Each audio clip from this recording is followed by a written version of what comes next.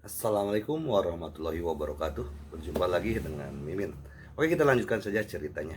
Bab 3355 sampai bab 3356. Benar saja, semua orang bertepuk tangan dan memuji kehebatan Chen Jie. Fu Hongyu, khususnya, berkata dengan suara yang sangat menawan, "Saudara Chen Jie, kamu luar biasa, ilmu pedangmu sangat luar biasa. Serigala lapar ini rentan terhadapmu." Dan Chen Jie mendengar pujian Fu Hongyu, dengan senyum bangga di wajahnya. Dia menjawab dengan rendah hati, "Bukan apa-apa, ini hanya beberapa operasi dasar. Saya telah berkeliling dunia selama bertahun-tahun, jadi saya bisa menangani binatang buas ini." Tentu saja, Saudara Chen Jie, kamu benar-benar berbakat dan berpengetahuan luas, lebih baik daripada orang lain. Orang yang berkulit tebal jauh lebih baik, kata Fu Hongyu sambil melihat ke arah Ye Chong. Fu Hongyu tidak punya dendam terhadap Ye Chong. Dia hanya mencapai tujuan meremehkan Zhou Qiong dengan meremehkan Ye Chong. Tuan Muda Wang dengan hati-hati memandang Ye Chong secara diam-diam, seolah-olah dia takut Ye Chong akan marah dan membunuh Fu Hongyu, yang kemudian akan mempengaruhi dirinya. Setelah itu, semua orang terus berjalan masuk. Saat mereka melanjutkan perjalanan lebih jauh ke dalam hutan, lebih banyak binatang yang disiagakan oleh langkah kaki mereka. Pada awalnya, banyak binatang buas yang menyerang mereka. Tapi setiap saat, Chen Jie menyerang lebih dulu. Ilmu pedangnya tajam dan akurat setiap saat, membunuh binatang itu satu persatu dengan mudah. Fu Hongyu, sebaliknya, terus memuji penampilan Chen Jie. Pujiannya membuat Chen Jie semakin kehilangan dirinya. Sudut mulut Chen Jie terangkat, dan dia dengan sengaja menggunakan gerakan yang sangat indah untuk membunuh seekor binatang yang sama sekali tidak mampu membuat gelombang. Dia sepertinya menikmati perasaan dipuji, dan tampak lebih bangga setelah setiap pertarungan. Sampai kemudian, tersiar kabar tentang binatang buas di seluruh hutan, dan tidak ada lagi binatang buas yang berani menyerang mereka. Ye Chong dan Zhou Qiong berada di ujung, berjalan maju perlahan. Mereka bertukar pandang dan tidak terlalu terkesan dengan perilaku memaksa Chen Jie. Dan dia bahkan tidak peduli dengan ejekan Fu Hongyu. Sudah lama berlalu, namun semua orang masih belum meninggalkan hutan, dan mereka tidak tahu seberapa luas hutan itu. Saat ini, sudah pertengahan bulan dan tengah malam. Untungnya, semua orang berasal dari dunia seni bela diri, jadi tidak apa-apa jika mereka tidak tidur selama 1 atau 2 hari. Beberapa yang lebih lemah juga sedikit lelah, jadi mereka menyarankan untuk beristirahat di tempat mereka berada. Jadi, semua orang menemukan ruang terbuka dan menyalakan api unggun. Api unggun terus berkedip dengan cahaya redup, dan semua orang duduk mengelilinginya. Semua orang mulai mengobrol, dan konten utamanya tidak lebih dari pujian untuk Chen Jie. Chen Jie menikmati sanjungan dari semua orang. Ye Chong dan Zhou Qiong berdiri paling jauh, berbicara. Chen Jie merasa tidak senang saat melihat orang lain begitu menghormatinya, tetapi anak laki-laki bernama Ye Chong ini acuh tak acuh. Fu Hongyu yang berada di sebelah Chen Jie juga melihat sikap Chen Jie. Dia berharap keadaannya menjadi lebih buruk. Saudara Chen Jie, lihat pria bernama Ye Chong ini, dia sangat pandai pamer, dia sendiri tidak memiliki kemampuan, tapi dia berpura-pura menjadi ahli. Chen Jie mendengus dingin, "Itu benar, aku tidak suka bajingan seperti itu." Setelah mengatakan itu, Chen Jie berdiri dan berjalan menuju Ye Chong. Untuk sesaat, suasana tiba-tiba menjadi tegang, dan semua orang memandang Chen Jie. Chen Jie menghampiri Ye Chong dan berkata dengan marah, "Ye Chong, ambilkan aku air. Pedangku telah membunuh terlalu banyak binatang buas dan berlumuran darah. Tolong singkirkan itu untukku." Semuanya tercengang, Ini adalah Kaisar Pedang, Chen Jie, seorang anak laki-laki yang muncul entah dari mana.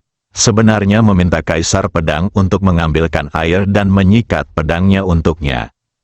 Apakah Anda mencoba menjadikan Kaisar Pedang sebagai penerus Anda? Bukankah ini terlalu memalukan? Memikirkan hal ini, Wang tanpa sadar mundur 2 langkah, seolah-olah dia takut darah berceceran pada dirinya sendiri. Namun, Ye Chong tidak mengambil tindakan seperti yang dipikirkan Wang. Ye Chong memandang Chen Jie dan menjawab dengan tenang. Kamu harus melakukannya sendiri. Aku tidak tertarik membantumu mengambil air. Haha, nak, bisakah kamu sedikit sadar diri? Apalagi yang bisa kamu lakukan di sini selain mengambil air? Chen Jie mengejek. Pada saat ini, Fu Hongyu juga datang. Hanya saja dia bahkan tidak mau melakukan hal sekecil itu seperti menyiram pedang saudara kita Chen Jie. Benar-benar mengecewakan. Chen Jie melanjutkan, itu benar, saya pikir kamu bahkan tidak bisa melakukan hal kecil ini. Apalagi yang bisa kamu lakukan? Apakah tanganmu begitu mulia, sehingga kamu bahkan tidak bisa mengenai air? Ye Chong mengangkat bahu, tampak acuh tak acuh seperti, karena kamu sangat kuat, mengapa kamu ingin melawanku sendirian? Fu Hongyu mencibir, Zhou Qiong, aku benar-benar tidak menyangka kamu akan menemukan pacar seperti itu. Kupikir dia sangat mampu. Sekarang sepertinya bahwa itu tidak lebih dari itu. Dan sungguh hina menjadi begitu bodoh.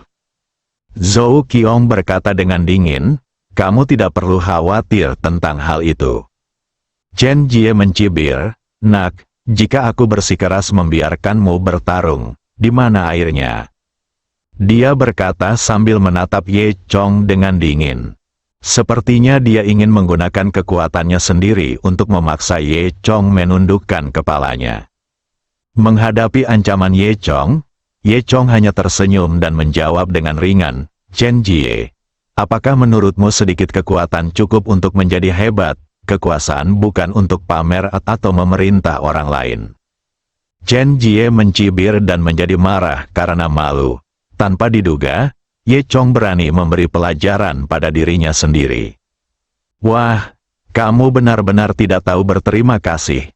Kamu bisa berdiri dan berbicara tanpa melukai punggungmu. Jika aku tidak melindungimu, kamu akan mencari kematian berkali-kali, kata Chen Jie. Orang-orang di sekitarnya mulai berbisik, dan beberapa melirik Ye Chong dengan ragu. Chen Jie sepertinya sangat puas dengan efek ini. Dia terus memprovokasi, haha, di hutan ini, kekuatan adalah kunci untuk berbicara. Jika kamu bahkan tidak memiliki kekuatan ini, beraninya kamu datang ke tempat seperti ini? Benar, bukankah kamu bersikeras mengikuti kami karena kamu ingin saudara Chen Jie melindungimu? Kalau tidak, kamu mungkin sudah dimakan oleh binatang buas ini. Fu Hongyu mengejek. Ye Chong tidak marah dan berkata dengan tenang, Anda mungkin salah paham, kami sedang dalam perjalanan, dan tidak ada yang mengikuti Anda. Oh, benarkah? Fu Hongyu berkata, jika itu masalahnya, maka kami akan melakukannya lebih baik kita berpisah. Ya, jangan ikuti kami. Zhou Qiong hanya berbicara saat ini, Fu Hongyu, kamu sudah muak. Haha, apakah kamu merasa kasihan pada pacarmu? Menurutku kamu hanya berada pada level ini, dan kamu hanya dapat menemukan pacar seperti itu. Zhou Qiong, saya menyarankan Anda untuk tetap ikut dengan kami. Atau berhati-hatilah agar tidak terluka di hutan ini. Ejek, Tuan Wang juga berkata saat ini, Tuan Chen, lupakan saja. Jian, tidak, maksud saya. Tuan Ye Chong adalah rekan kita. Kita harus saling menghormati. Dia takut Ye Chong akan menunjukkan kekuatannya yang sebenarnya. Kekuatan, kebangkitan pembunuhan, membunuh semua orang ini. Tapi Chen Jie tidak mengetahui niat Tuan Wang. Dia terus mengejek. Haha, hormat, saudaraku. Apakah kamu terlalu naif? Di dunia hutan ini, rasa hormat adalah untuk yang kuat. Siapa maksud anak ini? Dia masih menginginkan rasa hormat. Bab 3356 Keanehan hutan. Tuan Muda Wang menundukkan kepalanya ketakutan, tidak berani berbicara atau menatap Ye Chong. Baiklah, kalau begitu ayo kita berpisah, seolah-olah tidak ada yang peduli untuk berjalan bersamamu. Setelah mengatakan itu, dia menyeret Ye Chong dan berjalan maju bersama. Haha, jangan menyesal, Fu Hongyu mengejek dari belakang. Ye Chong dan Zhou Qiong meninggalkan kerumunan dan terus berjalan di hutan. Keduanya berjalan berdampingan di jalan setapak hutan yang gelap, sinar bulan menyinari puncak pohon menyinari mereka. Tanpa ejekan dan provokasi dari Chen Jie, Fu Hongyu dan lainnya, yang terdengar hanyalah suara langkah kaki mereka dan sesekali suara binatang buas di kejauhan di dalam hutan. Segera, binatang buas di hutan menyadari kehadiran mereka dan mulai mendekat satu demi satu. Dan karena Chen Jie tidak ada, binatang buas ini mulai bersiap menyerang lagi. Tiba-tiba, suara gemuruh yang dalam memecah ketenangan malam, dan kemudian, seekor harimau besar melompat keluar dari kegelapan. Matanya bersinar hijau di malam hari, dan cakarnya yang tajam sepertinya mampu menembus udara. Harimau ini bertubuh besar, dengan otot yang tegas dan penuh kekuatan liar. Harimau itu mengaum dan menyerang Ye Chong dan Zhou Qiong. Gerakannya cepat dan tiba-tiba, seperti sambaran petir hitam, menyerbu ke arah mereka. Tapi Zhou Qiong selangkah lebih cepat, sosoknya bergerak seperti hantu, dan dia dengan mudah menghindari dampak harimau. Tangan Zhou Qiong pernah menggenggam erat pedang panjangnya, dan pedang itu bersinar dingin di bawah sinar bulan. Nama Little Sword Immortal bukan tanpa alasan. Saat ini, mata Zhou Qiong sangat tenang, dan dia tidak memiliki rasa takut sedikit pun saat menghadapi harimau ganas ini. Ketika harimau itu menerkam lagi, Zhou Qiong berbalik dan dengan terampil menghindari serangannya. Pada saat yang sama, pedangnya menebas di udara seperti meteor, secara akurat menembus titik vital harimau itu. Harimau itu meraung kesakitan, tubuhnya yang besar gemetar di bawah pedang Zhou Qiong. Ia mencoba melawan, tetapi keterampilan pedang Zhou Qiong bahkan lebih kuat, dan setiap ayunan pedang membuat serangan harimau itu sia-sia.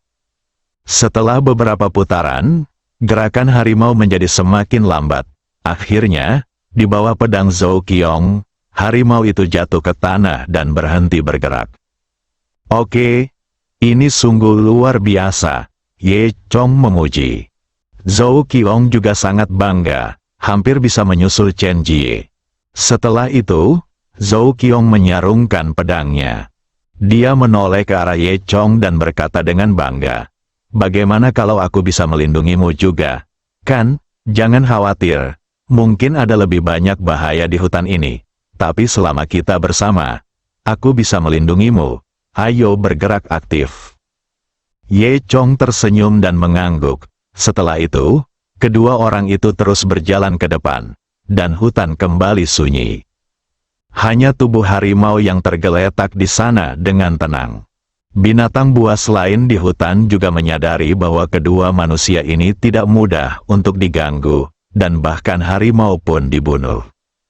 Otak mereka mungkin tidak bisa memahami kenapa ada begitu banyak manusia tak tersentuh malam ini. Namun, mereka juga tahu bahwa mereka tidak berani mendekati Zhou Qiong dan Ye Chong lagi. Oleh karena itu, keduanya berjalan dengan tenang di sepanjang jalan. Binatang buas di hutan tidak lagi mendekat dengan mudah, dan bahkan mulai menghindari rute Ye Chong dan Zhou Qiong. Saat ini, langit menjadi lebih gelap, seluruh hutan diterangi oleh cahaya bulan yang redup. Namun kegelapan seperti ini tidak menjadi masalah bagi kedua orang ini. Suasana hening di sekitar, Ye Chong dan Zhou Qiong telah berjalan tanpa lelah untuk waktu yang lama. Sepatu mereka tergores lumpur dan ranting-ranting mati, dan kaki celana mereka ternoda lumut basah. Untung saja keduanya berasal dari dunia persilatan, sehingga tidak membuang banyak tenaga setelah berjalan sekian lama. Namun, tak lama kemudian, kedua orang tersebut menemukan sesuatu yang tidak biasa. Mereka menemukan bahwa meskipun sudah lama berjalan di hutan ini, mereka sepertinya selalu berjalan berputar-putar dan tidak bisa keluar. Wajah Zhou Qiong menunjukkan ekspresi kebingungan dan kegelisahan. Dia bertanya, apakah kita tersesat? Mengapa kita merasa seperti selalu berputar-putar? Ye Chong sebenarnya telah menemukannya sebelumnya.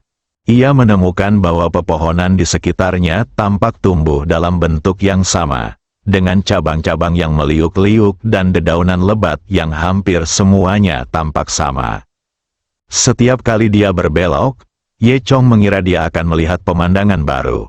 Tetapi ketika dia mengetahuinya, dia sepertinya kembali ke tempat kejadian tadi. Sekarang, bahkan Zhou Qiong pun bisa melihatnya.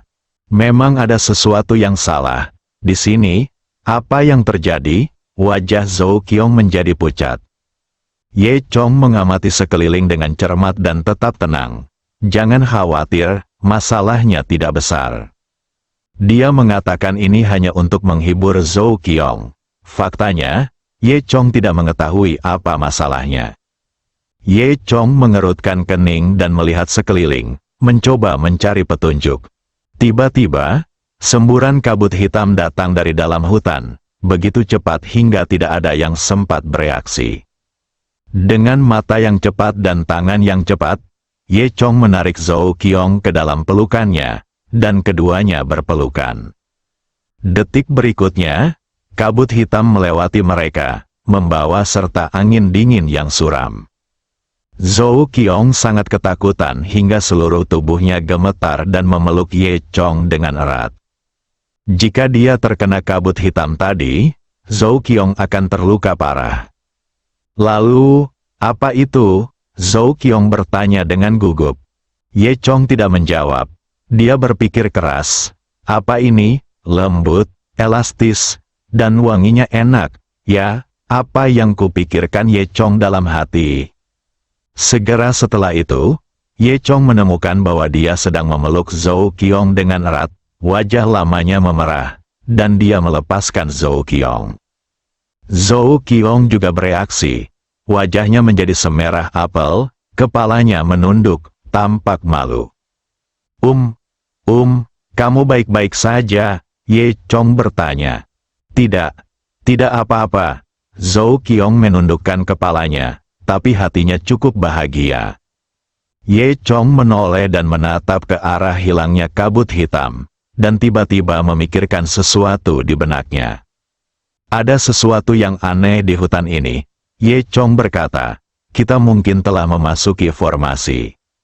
Sebuah formasi?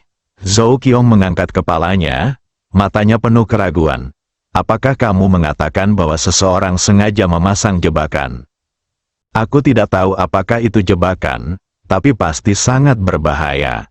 Zhou Qiong sedikit khawatir. Lalu, apa yang harus kita lakukan? Ayo jalan-jalan dulu. Melihat penampilan Ye Chong, Zhou Qiong merasa lega. Dia tidak tahu kenapa, tapi dia merasakan rasa aman yang tidak bisa dijelaskan saat dia bersama Ye Chong. Kemudian, kedua orang itu terus berjalan ke depan. Sepanjang jalan, Ye Chong dengan cermat mengamati perubahan di sekitarnya. Tiba-tiba kabut hitam kembali melanda, kali ini jatuh dari langit dan menimpa dua orang. Dan mata Dewa Naga Ye Chong ikut berperan di sini. Jika itu adalah orang normal, mereka mungkin tidak akan menyadarinya sampai kabut hitam mendekat, dan pada saat itu, sudah terlambat untuk bereaksi. Namun, Ye Chong mampu mendeteksi kabut hitam jauh sebelumnya dan bereaksi lebih awal. Ye Chong meraih tangan kecil Zhou Qiong dan nyaris lolos dari serangan kabut hitam. Kabut hitam jatuh ke tanah dan menghilang. Bersambung.